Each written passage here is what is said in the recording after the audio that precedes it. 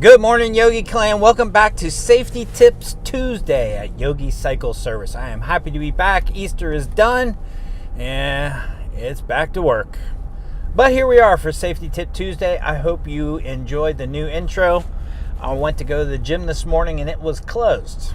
So, figured what the heck, might as well go to work, right? So I went to work and decided to take a few minutes and create a new intro video. Hope you like it. I'm not so sure. I like the video part of it. Not so sure the music really works with it. So, maybe here for a little while, but it's subject to change again. Anyways, Safety Tip Tuesday. What do we want to talk about today? Today, I really kind of want to focus on some tips for some new riders. Specifically, want to talk about buying a bike that's right for a new rider. I know a couple other YouTubers out there, specifically Yami Noob, talks about the Squid buying the Hayabusa. Squid being a new rider, going out and buying a Hayabusa and just being way too much bike for a new rider. And I agree with that 130%. You really, as a new rider, it's really smart to kind of buy a bike you don't really care about, in my opinion. And I bet you a lot of the seasoned riders will agree with this also. But buying the bike that's right for you, for where you are, because when you think about motorcycling and riding motorcycles, it should be more of a journey, not a sprint, not a race. It's a marathon. It's more of a journey. It's for many of us, it's something that is who we are, and it's a lifestyle. It's not just. Sure, there are weekend warriors, but then there are some of us that just really aren't weekend warriors. It just makes up, it's part of our DNA. It's who we are, and it's who we've become. So, for many of us, our first bikes were, I hate to say throwaway bikes, but they kind of were throwaway bikes. Mine was a 1979 Kawasaki 650 that I alluded to in another one of my videos, but I bought it for $650. I bought it probably about 93, 94, so it was about 14 years old, roughly, give or take. It was a 650cc street bike, and it was $650. It was cheap. It was a beater. It was something, I cared about it. I loved it. It was my first bike, but it was a beater. And if I dropped it, I didn't really care. Now, it exactly had a little bit of trouble carrying my fat butt up some hills, so I'd have to downshift from 5th to 4th going up some steep hills, because it was only a 650cc. But you know what? It was a perfect bike, perfect street bike to learn on. Because if I dropped it, I didn't care. It let me get my feet wet, put my toe in the pool, test the waters, and say, do I like riding street bikes? Yeah, I like riding street bikes. All right, let me get my stupidness out of the way first before I step up to like a $20,000, $30,000, or $40,000 motorcycle. I mean, how many people have I met? Oh, I took the rider safety class. I'm ready to ride now, and go out and buy like a $40,000 CVO Harley or a Hayabusa or some kind of high expensive, high power machine. Then they get on it and they go start riding and realize, holy crap, this is more bike than I can handle.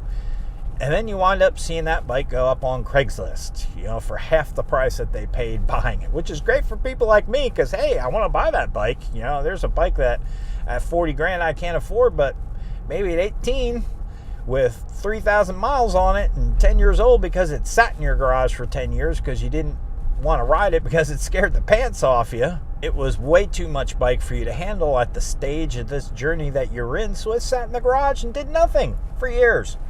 I've seen a ton of bikes out there for sale recently.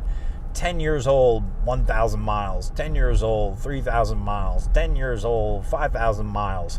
It's because people bought too much bike. They thought, hey, I want to get in. I want to be cool. I want to ride this bike. I'm going to be cool. And then they buy the bike.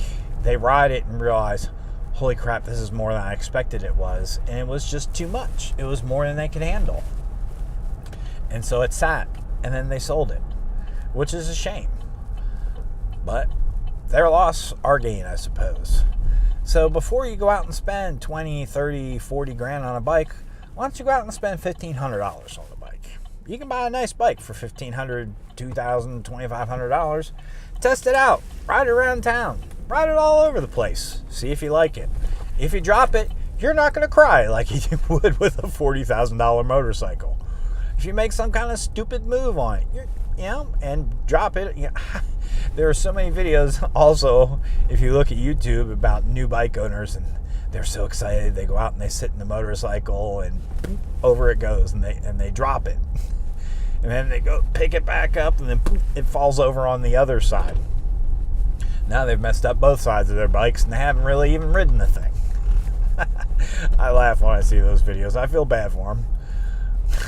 Because they just spent 20 grand of their hard-earned dollars on this bike, and they've dropped it now twice. Don't do that with a $30,000 bike.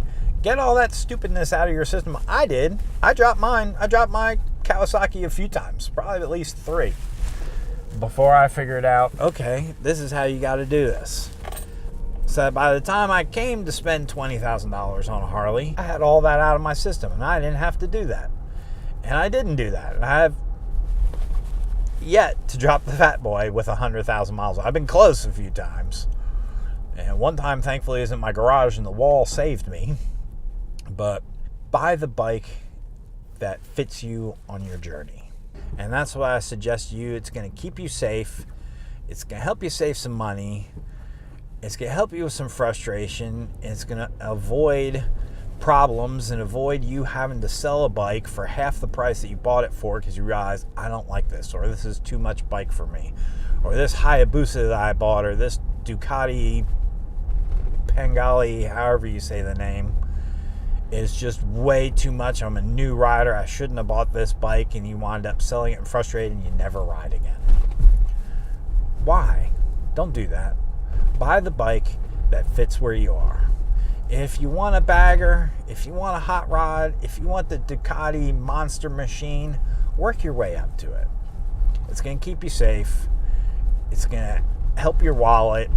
It's going to keep you motivated. It's going to keep you encouraged as you're taking off bites to get to where you are. Don't do it all in one bite. The saying, how do you eat the elephant in the room? You eat the elephant one bite at a time. You can't eat the whole elephant in one single bite. Do the same with your riding. Don't try to get out there and buy the biggest, baddest machine because that's what your buddy rides, but your buddy's been riding for 20 years, and you've been riding for 20 minutes. It's going to get you hurt, it's going to get you killed, or it's going to get you frustrated, or it's going to get you broke because you realize you spent way too much more than you should. So that's my tip for this day after Easter. I hope you're doing well, Yogi Clan. Just take it one step at a time. Easy does it. No need to rush. You'll get there. Enjoy the ride. Enjoy the experience. So I thank you all for subscribing. Ask you to like, subscribe, hit the notifications, and join us every chance you get. I'll upload a couple videos a week. Do a safety tip Tuesday, product review Thursday, and usually on the weekend I'm wrenching in the garage. So stay tuned. I thank you for your support. I thank you for all that you do to help this channel grow. I look forward to seeing you on the next video. Take care, Yogi Clan. Peace.